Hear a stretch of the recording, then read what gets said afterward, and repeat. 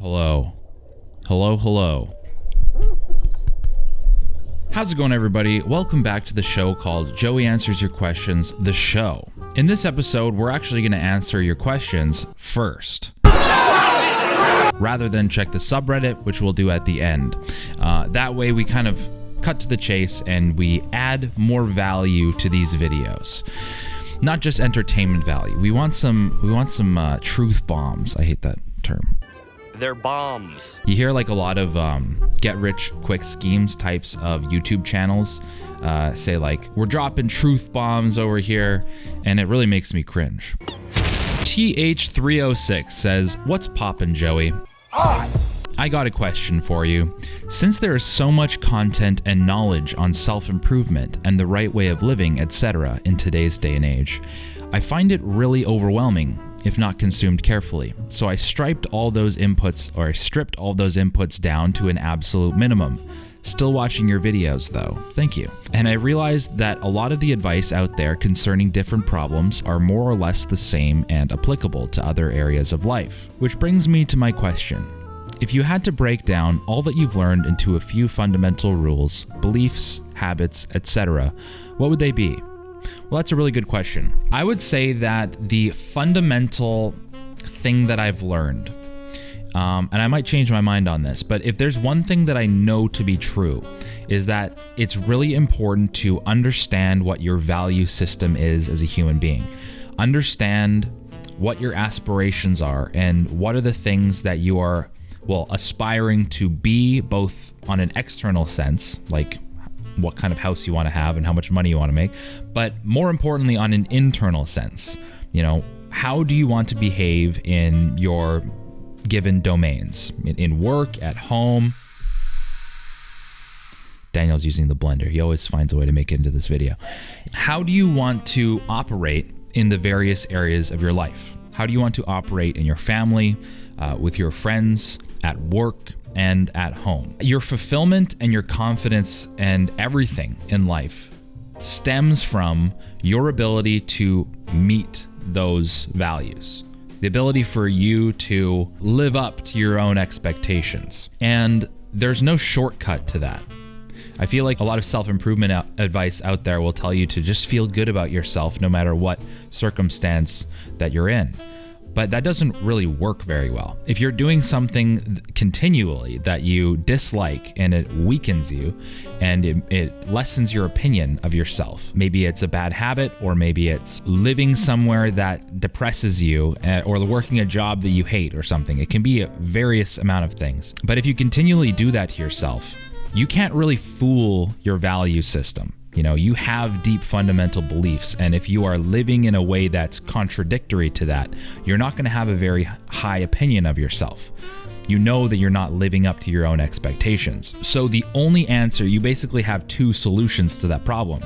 You can either change your value system on a very deep level, which takes a lot of effort. It's not just something like, oh, feel good about yourself. You really have to evaluate these deep knots within yourself. Or you actually live up to your own expectations.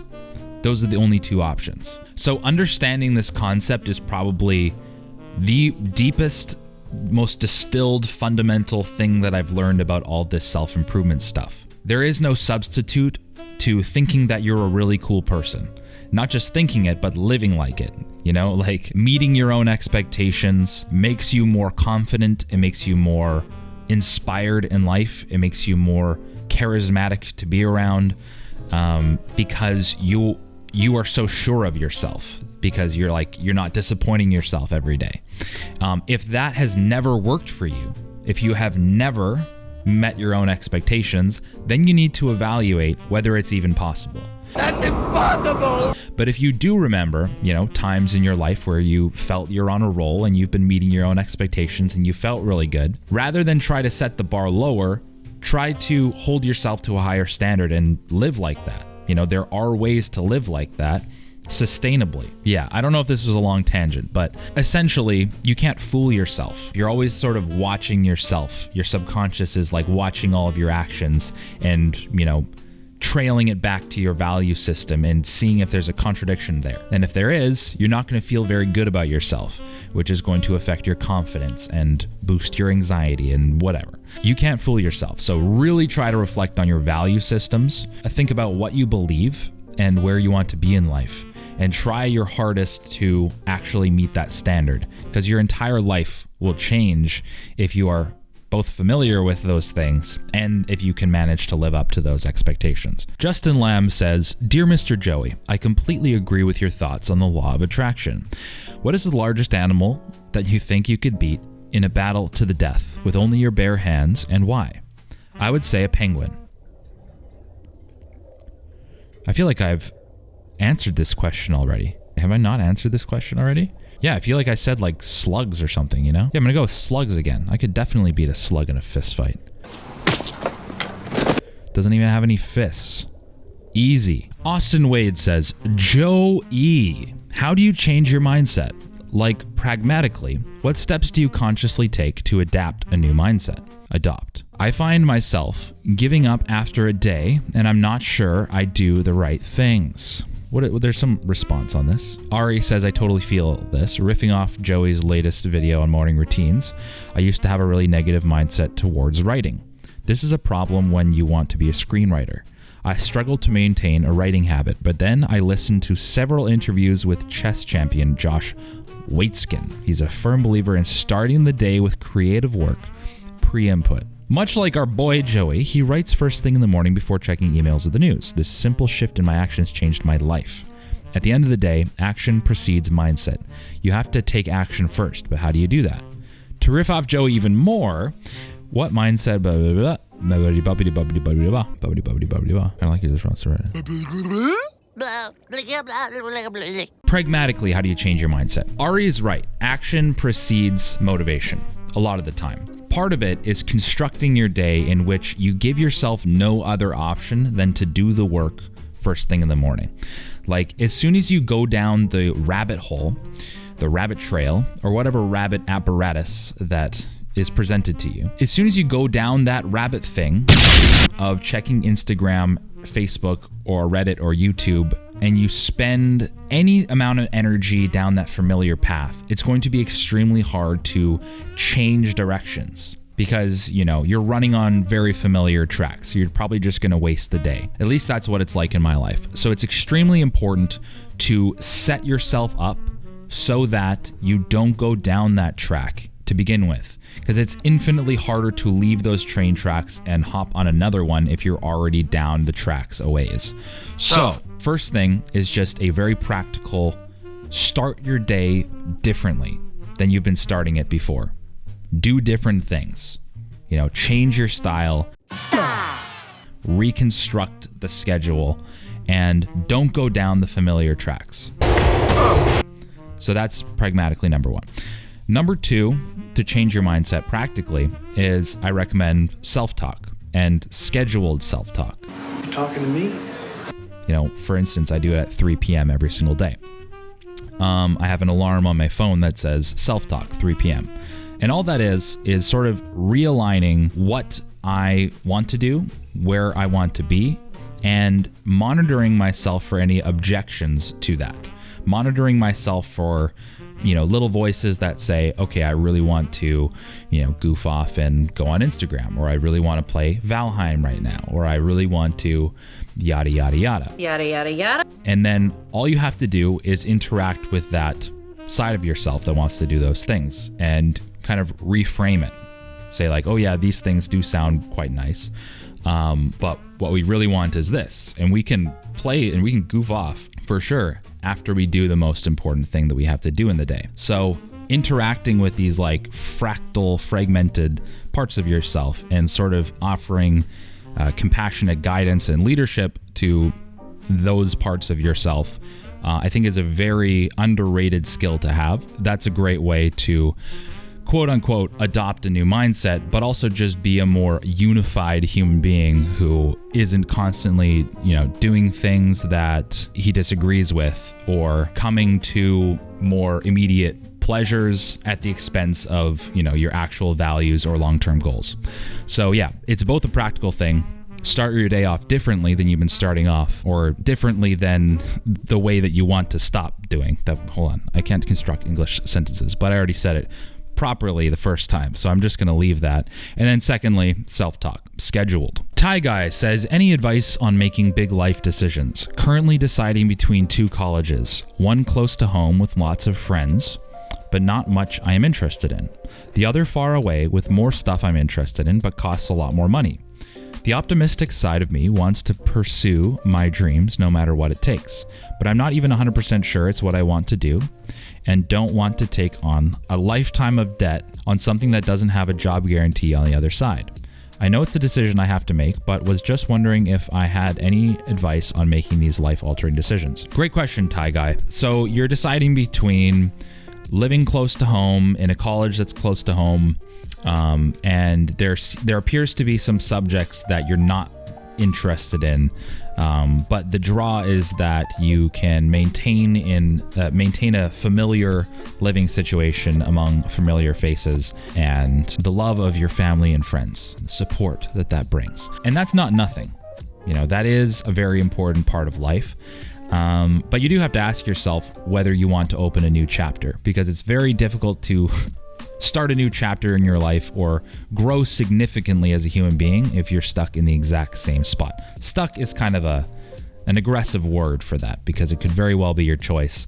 I'm stuck. And you have the opportunity to leave. So you have to ask yourself, are you ready to start a new chapter? Are you ready to grow? Are you ready to, see what life has to offer beyond your hometown and your home friends and your home family? And it's not saying that you're going to depart from them forever. You can visit often if you want. I'm assuming you can. Maybe your school that you want to go is on the other side of the world, but I'm sure if your family and your friends are important to you, you'll find a way to get there. On the other side of things, I'm not going to recommend that you just go, cannonball into a lifetime of debt. Have a cannonball! Either, especially if you don't know what you're interested in this school. The advice I'm tempted to give you is just go for a year, because you're not going to get into a lifetime of debt after 1 year of school. Really, maybe save up your money, take that leap of faith, and try to, see what's up for that first year, and then seriously evaluate whether you should still be in there after a year. That's one piece of advice I could give you. However, universities are very tempting in the fact that if you go for a year, it's extremely hard to just back out after that, because it's like, oh, you didn't finish your degree, or, you made all this progress and, you didn't finish. What a waste of money. But in my opinion, you can't see it as a waste of money, because if you took advantage of your first year, you met a lot of new people, you learned a lot of new things in a different town, in a different city, and you really did expand. You added almost like a DLC to your brain. You can view the world through a different lens after that first year. So I do think that is a valuable option. Just take that leap of faith for the first year. It's not going to be the biggest monetary hit of your entire life, and really take advantage of it and see if there's opportunity there for you. If there isn't, have the wisdom to back out before you don't have that sunk cost fallacy and be like, oh, I have to do 3 more years now, even though I didn't find anything I'm interested in. But in order to make these big life decisions, you have to be willing to take some risk. You have to be willing to say, okay, I'm going to, the first year of school costs this much money. I'm willing to pay that much money if it means that I expand in my world, I potentially find something I'm interested in, and I can make a great career out of it, or I can meet new people. I mean, it was worth it for me. And I ended up doing all 4 years of university. It's very expensive, but I don't regret it. It's easier for me to say that now because things are working out very well for me monetarily speaking, but I can guarantee you I wouldn't be in my current position with YouTube and video and all of that if I didn't go to university and expand myself. If I stayed at my hometown and talked with the same people and lived in my parents' house or whatever, I would absolutely not be a, successful YouTuber, even though that sounds very cringy for me to say. I just wouldn't be in this position if that were the case. So really evaluate your situation, realize that you have to take risks, and figure out whether this is a risk you're willing to take. The ball's in your court, Ty Guy. Our balls are in your court. Kajere says, still watching the video, but I'm going to post this question now so it doesn't get lost in the comments. Hey Joey, what is your opinion on not loving your job? Like, is it okay to have a meh attitude towards it and just do it to earn the money for a living and for the things you truly love? Or is this wasting a huge part of your life? Context: I'm studying engineering because it pays well, but I don't necessarily enjoy it. This subject is a controversial one because you are probably expecting to be like, if you don't love it, quit it and pursue what you love. Just go be an artist on the streets.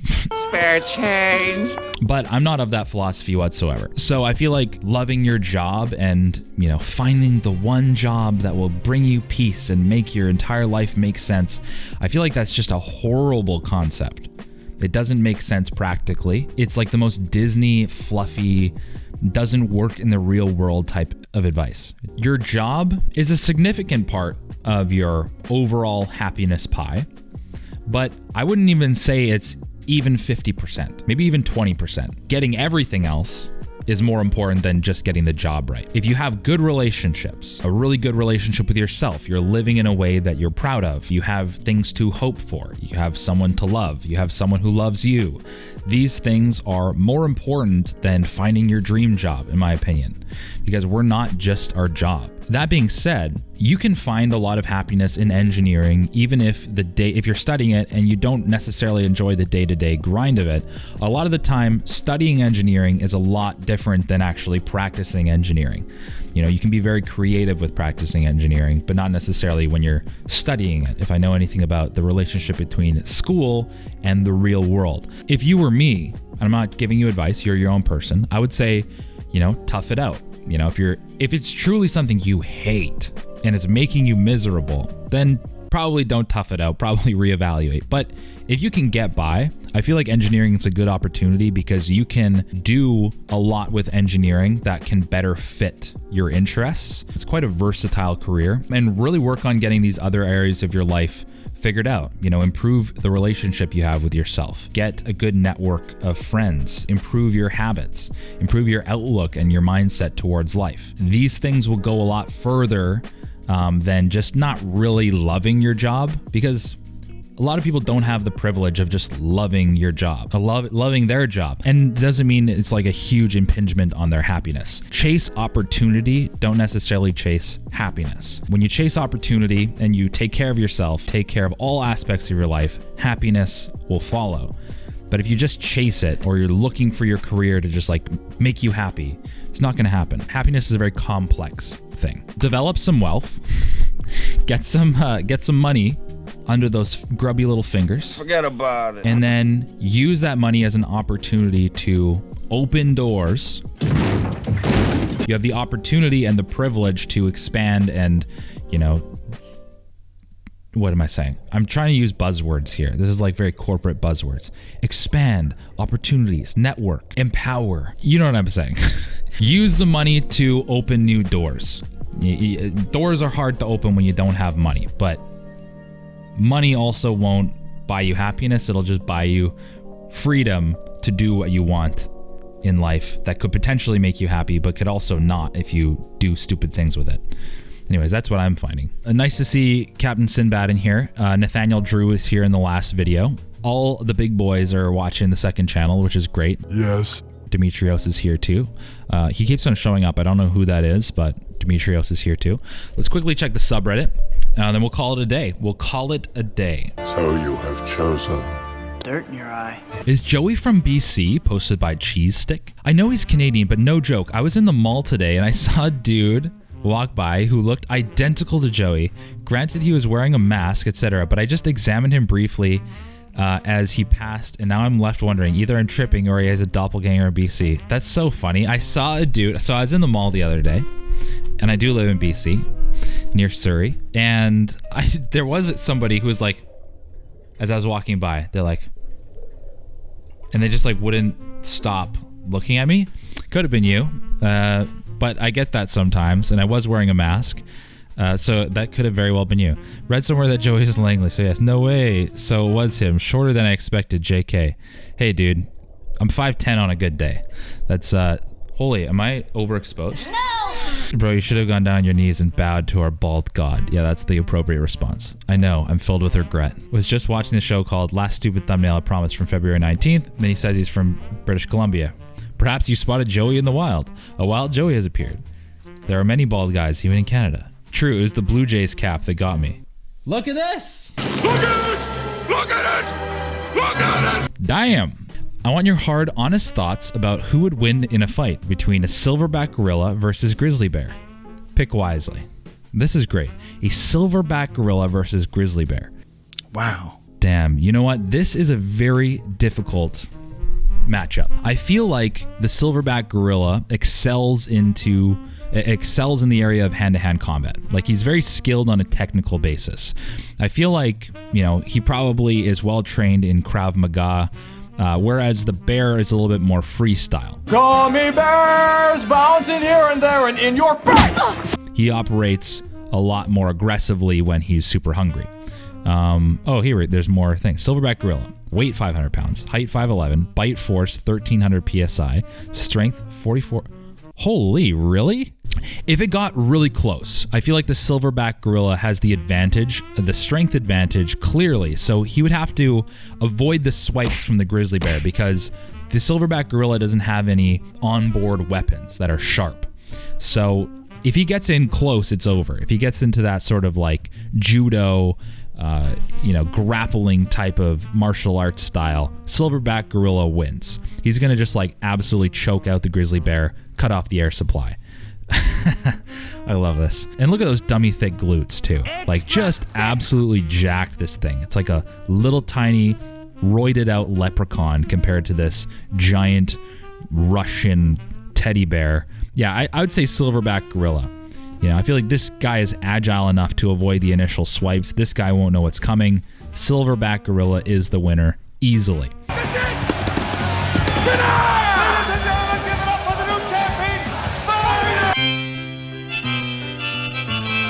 First of many, Joey, Better Ideas videos. Yes. Remember to stay positive. Okay, sounds good. Better Ideas Discord. Hey Joey, have you considered making an official Better Ideas Discord? To all of you on the sub. The banter and the memes here are top notch. Is anyone else interested in having a casual place to chat and chill with the community? It could also be a place to find habit accountability partners. This would be cool. Yeah, I'd be down for that. I'd get along with that idea. Yeah, so here's what's interesting about that. We have one. It was like an improvement hub Discord, and some people are still on it, even though it's just about dead. However, I'm thinking about doing some things to it to liven it up and then releasing it. But it does exist if you look, but don't look because it's not ready yet. No, don't look! It's not ready. Joey, 1 month ago. There are just so many morning routine videos already out there. My morning routine. Yes, it's true. Re-uploaded because I can't speak English. Useful info. This subreddit. You know what? This hurts my feelings. This was the most useful deep dive into hand-to-hand combat amongst the animal kingdom that you probably see in your life. Like, this is probably better than the Outdoor Network. History Channel? Outdoor Network? I don't know. I don't watch TV. I don't really know what channel that would appear on. Let me know in the comment section below. Hey Joey, I liked your reply so much I created a meme. I'm strong. I'm unique. I'm not a gopher. I'm proud. I'm healthy. What? I don't get it, dude. I don't get it at all. I don't get it. I'm strong. I'm unique. I'm not a gopher. I'm proud. I'm healthy. I don't know the relationship between these things. Maybe I'm just missing the mark, but... Hi, Joey's mom. Joey, my mom watches the show. The show. Tie my phone. This... I'm about to end this man's whole career. Yeah, there's been some very iffy memes in this show. Sorry, Mom. That's it for me. Thanks so much for watching. If you want me to answer your questions in the next video, post them in the comment section down below. Ask them and I will answer them in the next video. If you're bad at Photoshop and you have no sense of humor, consider joining the subreddit and posting your shitty memes there. I'll review them in the next video. Other than that, thank you so much for watching. We'll catch you in the next video.